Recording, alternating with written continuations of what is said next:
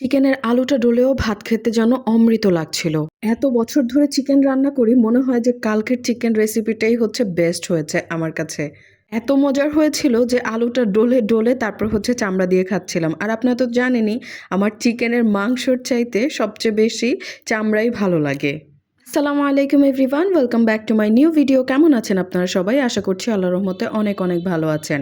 দেখলাম যে ফ্রিজে 2 পিস হচ্ছে ফার্মের মুরগির বুকের সাইড পড়ে আছে। তোদের ভাইও কয়দিন যাবত মুরগি খাওয়ার জন্য বেশ ভালোই বায়না ধরছে। এই প্রথম আমি লাল শাক ভাজি রসুন কুচি ছাড়া করেছি। এতে মোটামুটি হয়েছে, অত বেশি ভালোও হয়নি, অত বেশি খারাপও হয়নি। ফার্মের মুরগি যেহেতু, এজন্য খুবই সামান্য একটুখানি লবণ আর হলুদ মরিচের গুঁড়া দিয়ে আমি এটাকে একটু ভালোভাবে ভেজে নিয়েছি। কিন্তু এতগুলো তেল যে বেরিয়ে আসলো এটার চামড়া থেকে, অ্যাকচুয়ালি আমি এতগুলো তেল দেইনি সত্যি বলতে। শাক ভাজি করার পরে যতটুকু পেঁয়াজ বেঁচেছিল অতটুকু দিয়েই আমি মুরগিটা রান্না করে ফেলবো। যেহেতু আমি মুরগিতে হচ্ছে বেশি করে একটু আলু দিব, অত পেঁয়াজের প্রয়োজন নেই, যেহেতু আমি এটাকে ভুনা করব না।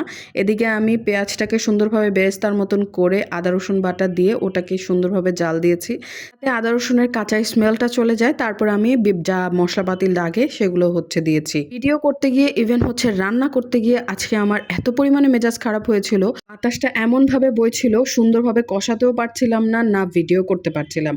সম্পূর্ণ যে মশলার যে তাপ, ইভেন সব কিছু আমার মুখে এবং শরীরে এসে লাগছিল। আমি এত বাতাসের মধ্যেও গরমে ঘেমে যাচ্ছিলাম লিটারেলি। আর ভিডিও করা তো ইম্পসিবলের পর্যায়ে চলে গেছিলো। যাই হোক, এদিকে হচ্ছে মাংসটা দিয়ে সুন্দরভাবে মশলার সাথে মিক্স করে নিচ্ছিলাম।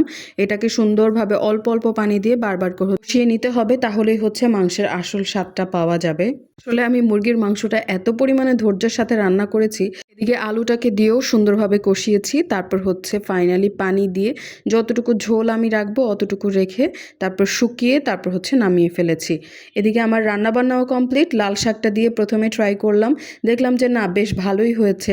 আর লাল শাক না ইদানিং স্বাদ পাওয়া যায় না। ওই শীতের সময় যে লাল শাকটা পাওয়া যায় ওটা কেন যেন আমার কাছে বেশি ভালো লাগে বর্ষাকালের চাইতে। মাংসের কথা কি বলবো ভাইরে ভাই, এত মজার হয়েছিল। আমি তো ভাতের সাথে আলুটাকে সুন্দরভাবে মাখিয়ে তারপর চামড়া দিয়ে খাচ্ছিলাম।